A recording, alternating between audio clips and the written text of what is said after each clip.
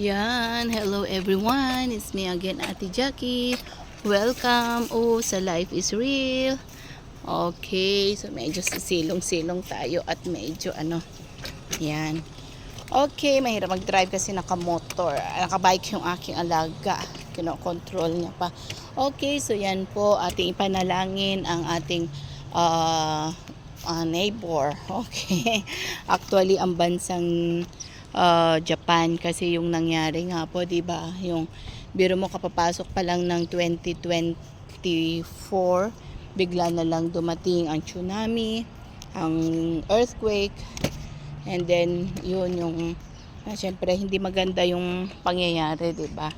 So panalangin po natin na maging maayos po sila at yun makakilala din sila sa ating Panginoon. At yun nga, yung syempre yung iba may namatayan. Tapos isa pa yung airplane na nag-crash na nasunog. So, it's sad, no? Pero, we go on. Bakit nangyayari mga bagay na to? Only God can control at only God may purpose at may mga plan siya. So, makipag-isa po kayo sa panalangin.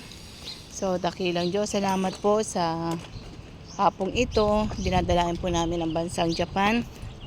Tulungan mo, O Lord God, at comfort mo yung mga nahihirapan, yung mga nasaktan, yung mga namatayan, Lord. Be with them, O Lord God, at kung ano po yung plano mo sa bansa nila, Panginoon, na ikaw ang kumilos, O Lord God.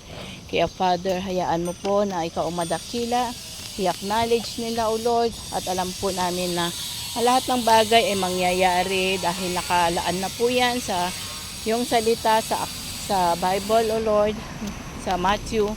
Ngunit alam po namin, Panginoon, na ikaw din po ang may hawak ng lahat. So Lord, ikaw na kinukumit namin ang lahat at maghari ka at nawa na marami po ang maligtas at makakilala. Salamat pong muli. Ito po amin nihiling sa matamis na pangalan po ni Jesus. Amen and amen.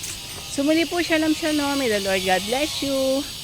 Ngayon kung nagpray po tayo, at itrust natin lahat sa ating Panginoon. So bye for now.